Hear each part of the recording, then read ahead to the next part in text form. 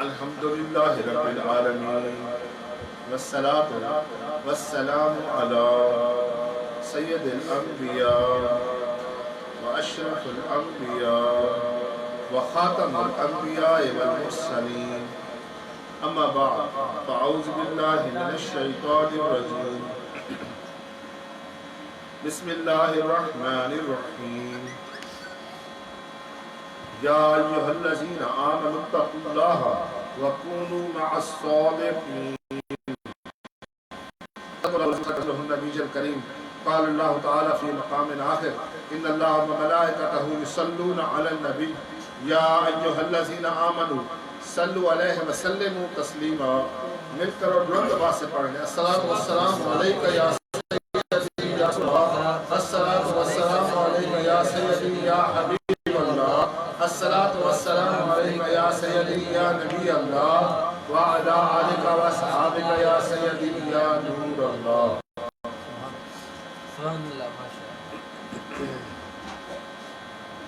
تمام کے لیے جو ہم سب کا پالنہار اور پروردگار ہے، اور تمام تر درود و سلام نبی اکرم مجسم شفیع بنی آدم جناب احمد مجتبیٰ حضرت محمد مصطفیٰ صلی اللہ علیہ وسلم کی بابرکت ذات کے لیے جن کو اپنے ہر امت سے بڑا ہی پیار ہے. میرے آقا علیہ السلام نے فرمایا اتقوا فراست المؤمن فإنہ علیہ السلام اس کو بیان فرما رہے ہیں. میرے آقا علیہ السلام نے فرمایا کہ اللہ رب العزت فرماتا ہے کہ جس نے میرے ولی کے ساتھ دشمنی کی میرا اس کے خلاف اعلان جنگ ہے. ایک اور جگہ ارشاد فرمایا میرے آقا علیہ السلام نے کہ آدمی اپنے دوستوں سے پہچانا جاتا ہے. یہ مفہوم عرض کر رہا ہے کہ آدمی اپنے دوست کے دین پر ہوتا ہے.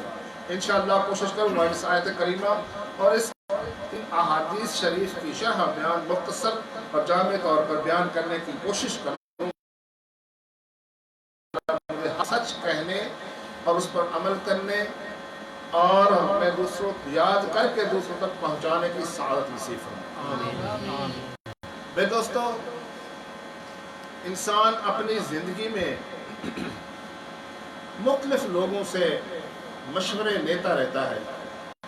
اس دائیں بائیں بہت سارے لوگ ایسے ہوتے ہیں جو اس کی زندگی پر گہرا اثر رکھتے ہیں. جیسے شوہر تو بہت اچھا ہے، یہ ماں ہے، اس کی ماں اس کے کان بھرتی رہتی ہے. گھر کی چار دیواری سے لے کر بڑی بڑی حکومتوں تک لوگ یہی کہتے ہیں کہ بھائی یہ لیڈر تو ہمارا بہت اچھا ہے، اس کے جو مشیر ہیں جو اس کے دائیں پھر رہے ہیں یہ ان کو غلط دیتے رہتے ہیں، جن کی وجہ سے یہ کام صحیح نہیں کر پاتا.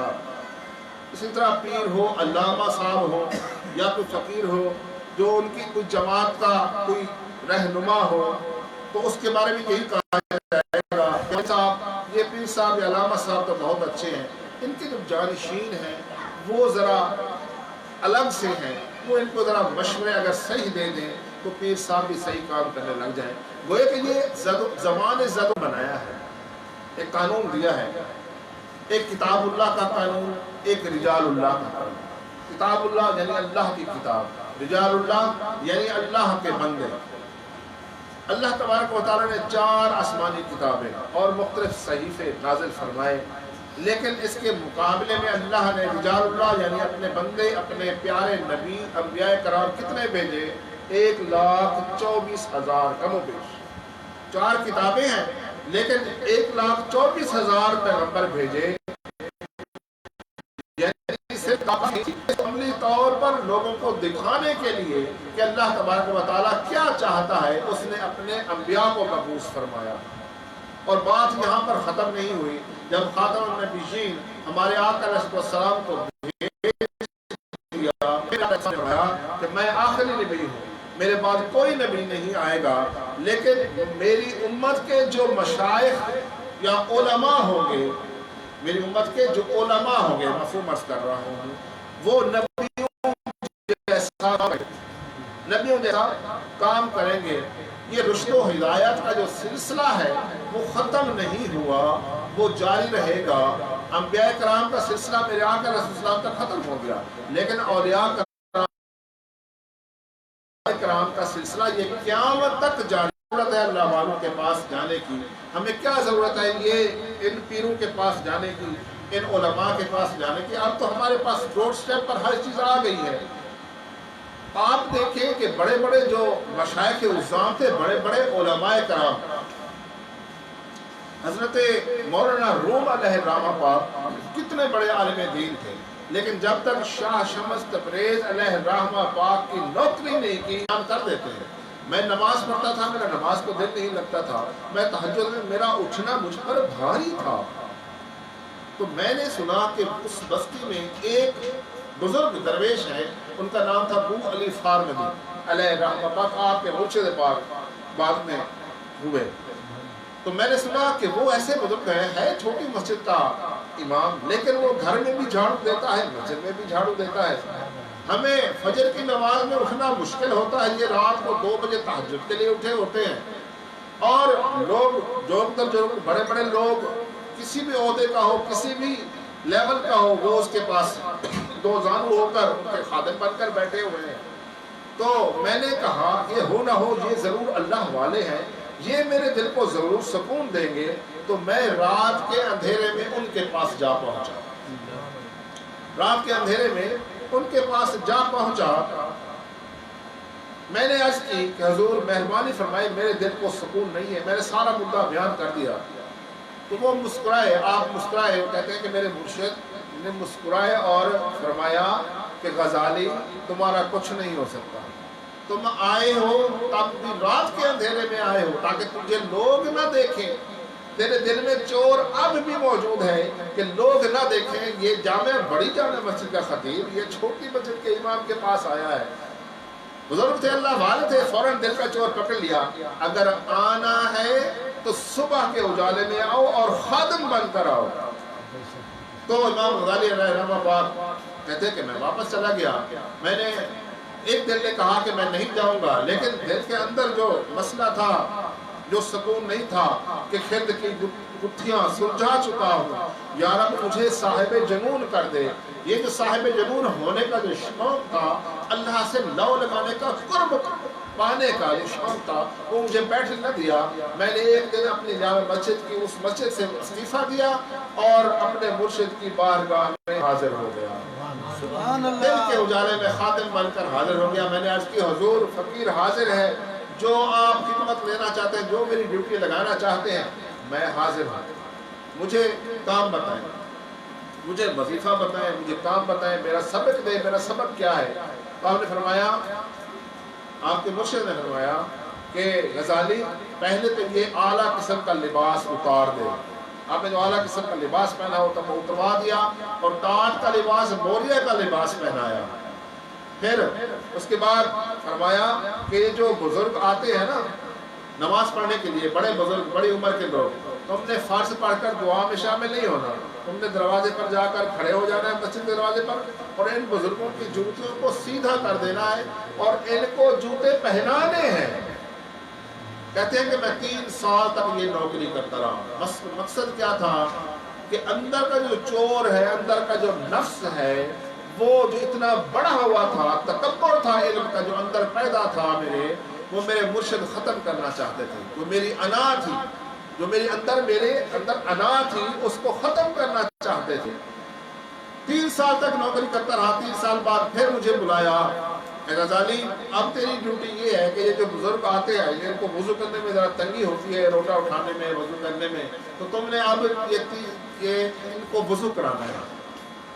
تو میں پھر 3 سال تک وضو کرا رہا. 3 سال گزر گئے، 6 سال کا عرصہ گزر گیا. میں حاضر رہا. اتنے بڑے عالم اور ایک فقیر درویش کی بارگاہ میں حاضری دیتے رہے. 6 سال کے بعد ایک بزرگ آئے، ان کی آنکھوں میں بڑی چمک تھی، ان کی جو باتیں تھی بڑی مجھے میٹھی لگتی تھی. میں ان کو وضو کروا رہا تھا، ان کی زیارت بھی کر رہا تھا. جب وضو کر چکے سے پاؤں دھونے تھے تو ایک مدرسے کی دیوار کی چھوٹی سی منڈیر تھی، اس جگہ پر بیٹھ گئے اور انہوں نے کہا کہ غزالی پاؤں بھی تو نے دھلوانے ہیں، پاؤں تو نے دھلوانے ہیں۔ تو میں لوٹا لے کر حاضر ہو گیا۔ میں جب پاؤں دھونے لگا، نیچے کچی مٹی تھی، ریت تھی، تو میں جب پاؤں دھلوانے لگا تو انہوں نے لوٹے کو ایسے پاؤں مارا تو وہ لوٹے جو پانی تھا وہ گرا اور میں بھی ساتھ ہی گر گیا، میرے کپڑے بھی خراب ہو گئے، پانی سارا گر گیا۔ میں نے کوئی کلام نہیں کیا، کوئی غصے کا اظہار نہیں کیا، غم کا اظہار نہیں کیا۔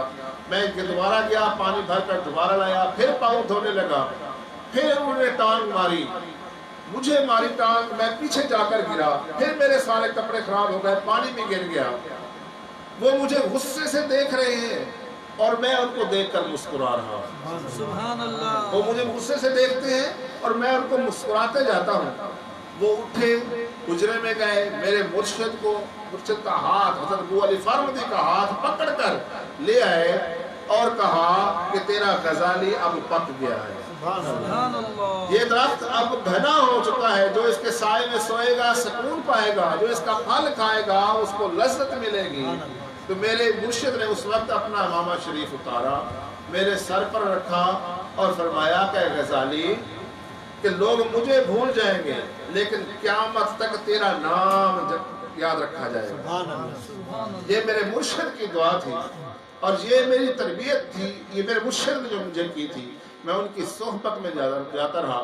اب غور کریں، اتنے بڑے عالم، ہمیں تو کچھ بھی علم نہیں ہے ان کے مقابلے میں، کچھ بھی نہیں ہے، 1% بھی کہیں تو یہ ناانصافی ہوگی۔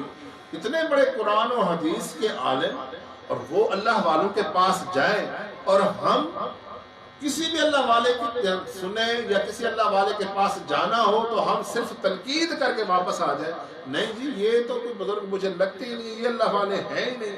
یہ سوچ کر حضرت نظام الدین اولیاء کے پاس ایک شخص آیا کہ عرض کی حضور کہ میرا پیر کامل نہیں ہے تو میں اپنا مرشد بدلنا چاہتا ہوں۔ آپ نے فرمایا میں نے تمہارے پیر کو جانتا ہوں، اس میں کوئی ایسی خامی نہیں ہے، تو کیوں بدلنا چاہتا ہے؟ تو کہتا ہے کہ مجھے کچھ بھی نہیں ملا اس سے۔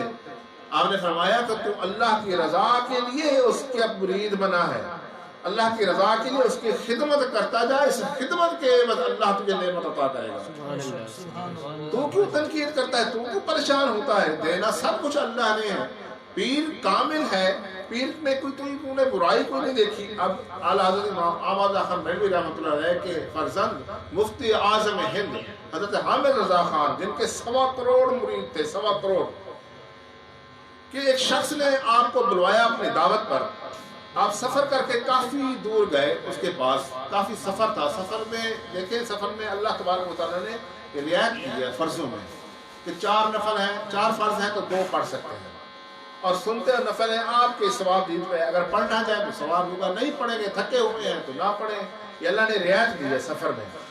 اب آپ اس شخص کے پاس پہنچے، رات کو قیام فرمایا، سفر کی قسم جو تھی وہ آپ نے پڑھ لی نماز، پھر وہ دیکھتا رہا، جیسے ہماری عادت ہوتی ہے کہ اللہ والوں کو جستجو اس کے لگے رہتے ہیں کہ یہ کیا کرتے ہیں، تو دیکھتا رہا ساری رات کہ تہجد کے لیے اٹھیں گے، آپ نہیں اٹھے، سفر تھی، صبح نماز کے لیے اٹھے، جب نماز پڑھنے کے بعد وہ لوگوں سے کہنے لگا دیکھیں جی ہم تو سمجھتے تھے کہ شاید اللہ بہت بڑے اللہ والے ہیں، یہ تو کوئی عام سے بزرگ نکلے، انہوں نے تو تہجد تک نہیں پڑھی، یہ تنقید کر رہا تھا۔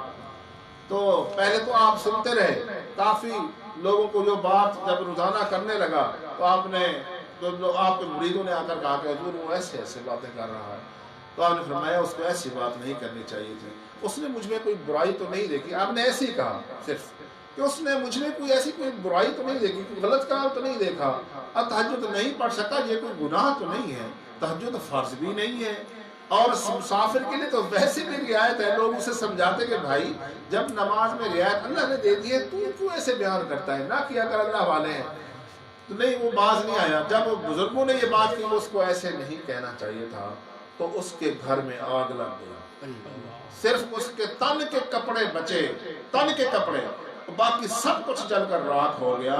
وہ کہتا ہے میں 2 سال تک محنت کرتا رہا کہ میں دوبارہ عروج پر آ جاؤں، لیکن وہ مجھے عروج نہ مل سکا۔ ایک دن مجھے کسی نے مشورہ دیا کہ جاؤ اللہ والے سے معافی مانگتا رہو، माफी मांग कर आओ।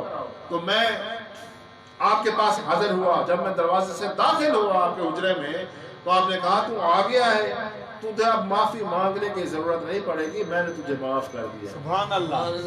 मुफ्ती आज़म मैंने तुझे माफ कर दिया, तू पहले आ जाता, मैं तुझे उस वक्त भी माफ कर देता। ये अल्लाह वाले, इनकी पर तनकीद, इन पर एतराज, ये हमारे लिए नुकसानदेह है, क्योंकि अल्लाह फरमाता है कि जो मेरे वली से दुश्मनी करेगा, मेरा आप देखें कि आप अल्लाह के सामने अगर बिल मुकाबिल खड़े हो जाएं, खुदा ना खास्ता दो काम ऐसे बताए अल्लाह तबारक व तआला ने, जो सूद लेगा, सूद खाएगा, सूद के मामले में दखल देगा या सूद के मामला करवाएगा, एक वो और दूसरा मेरा वली। फरमाया मेरा वली, इन दो काम, मेरे वली के खिलाफ दुश्मनी रखने वाला, बग़्ज़ रखने वाला, ये दोनों जो भी काम करेगा मेरा उसके खिलाफ ऐलान जंग है। यानी अल्लाह तबारक व तआला से उसने दुश्मनी मोल ले ली। अब अल्लाह तबारक व तआला की ज़ात तो बहुत ही आला बरतर है, हम तो एक इतने आजिज हैं, हम किसी एक मोहल्ले के दुश्मन से मुकाबला नहीं, मोहल्ले के एक जो आम सा जो बदमाश है उसका मुकाबला नहीं कर सकते, इस हुकूमती पुलिस वाले का मुकाबला नहीं कर सकते, किसी हुकूमती फौज से नहीं मुकाबला कर सकते, तो अल्लाह से मुकाबला क्या करेंगे? और मांगेंगे किससे? मदद किससे मांगेंगे? मदद तो करने वाला तो कामिल वही है, कादिर तो वही है, उसने हमारी मदद करनी हर मामले में। उस हमारी दुनिया भी तबाह हो जाएगी, हमारी आखिरत भी तबाह हो जाएगी। ये सहाबा कराम इस चीज़ का बहुत ख्याल रखते थे। हज़रत मुआज़ बिन जबल अलैहिर्रहमा पाक हुजूर के रोज़े पर मौजूद थे, रोज़े पाक पर मौजूद थे और रोए जा रहे हैं। हज़रत उमर रज़ी अल्लाह तआला अन्हु तशरीफ लाए, पूछा है मुआज़ रो क्यों रहे हो, इतना क्यों रो रहे हो, क्या बात है? आपने फरमाया मुझे दो हदीसें बहुत रुलाती हैं हुजूर की, जो हदीसें। आपने पूछा कि कौन सी हदीसें? हज़रत मुआज़ फरमाते हैं कि एक तो हुजूर ने फरमाया था कि जो छोटी सी रियाकारी भी है ना, छोटी सी रियाकारी यानी दिखावा, हाँ हम कोई भी नए काम दिखावे के लिए करें कि लोग खुश हो जाएं या लोग मुझसे राजी हो जाएं, लोग मुझे अच्छा समझने लगे, मैं लोगों को दिखाने के लिए कोई काम करूं, ये रियाकारी है।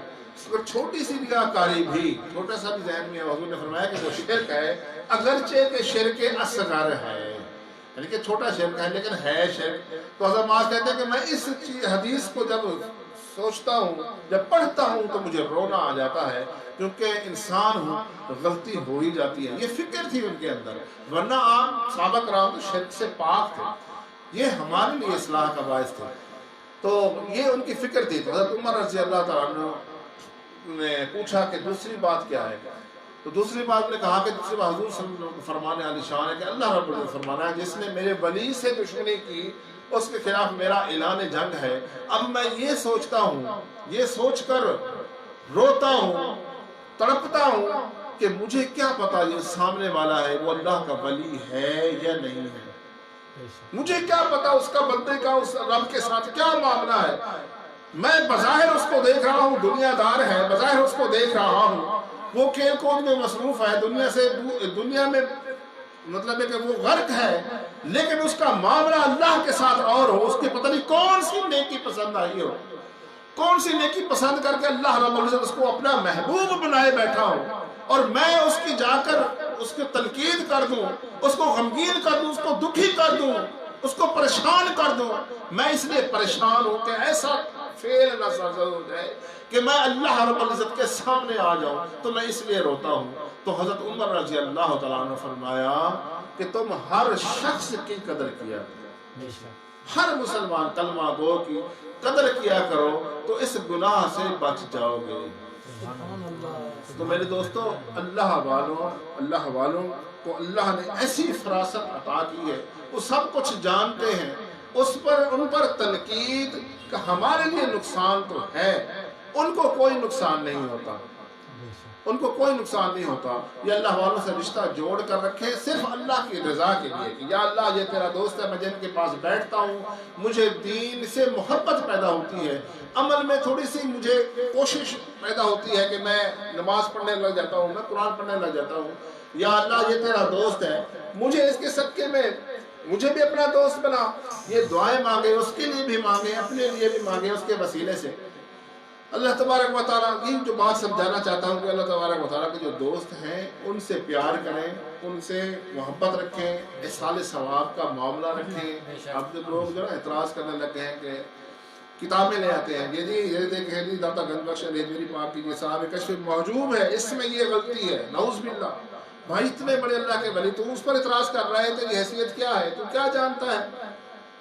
حضور غوث اعظم رضی اللہ تعالیٰ پر معاذ اللہ اعتراض کرتے ہیں، خواجگان پر اعتراض کرتے ہیں، اللہ والے تم کسی سید پر اعتراض کرتے ہیں۔ بھائی یہ اعتراض والا معاملہ ختم کر دیں، بند کر دیں، اپنے مزاج سے نکال دیں، چھوڑ دیں اس بندے کا معاملہ، اس جو خواجگان ہیں جو اللہ والے ہیں ان کا معاملہ اللہ کے ساتھ ہے، اللہ کے ساتھ ہی رہنے دیں، ان کو ڈسکس ہی نہ کریں۔ بس ان کے جو اچھے فرامین ہیں ان سے خیر اکٹھی کریں، جو وہ اچھی بات کہیں ان پر عمل کرنے کی کوشش کریں۔ کانوں کی لذت کے لیے صرف محفل میں نہ آئیں کہ جو ایسی بڑا اچھا میلاد تھا، بڑے اچھی باتیں تھیں، صرف کانوں کی لذت تک نہ ہو، وہ باتیں دل تک جائیں اور اس میں ایسا ایسا عمل کرنے کی کوشش کریں۔ کوئی ایک فرمان سرکار علیہ السلام کا نماز کے بارے میں ہے، قرآن کے بارے میں ہے، اس کو کوشش کریں کہ اس پر عمل کرنے کی بھی کوشش کریں، اور اپنا محاسبہ ساتھ ساتھ کرتے رہیں کہ ایک سال پہلے میں کیا تھا، اب میں کیا ہوں، میرے اندر کیا تبدیلی آئی ہے، کوئی تبدیلی آئی بھی ہے کہ نہیں، میں سرکار کی سنتوں پر عمل کرنے والا بنا ہوں، میں نماز والا بنا ہوں، میں قرآن والا بنا ہوں کہ نہیں بنا۔ یہ محاسبہ بھی اپنے ساتھ ساتھ جب کرتے رہیں گے تو انشاءاللہ عز و جل اللہ تبارک و تعالیٰ اپنی محبت بھی دے گا اور اپنے حبیب علیہ السلام کی بھی محبت ڈال دے گا۔ اللہ تبارک و تعالیٰ سے دعا ہے کہ ہمیں حضور علیہ السلام کی محبت نصیب فرمائے۔ وما علیہ الا البلاغ۔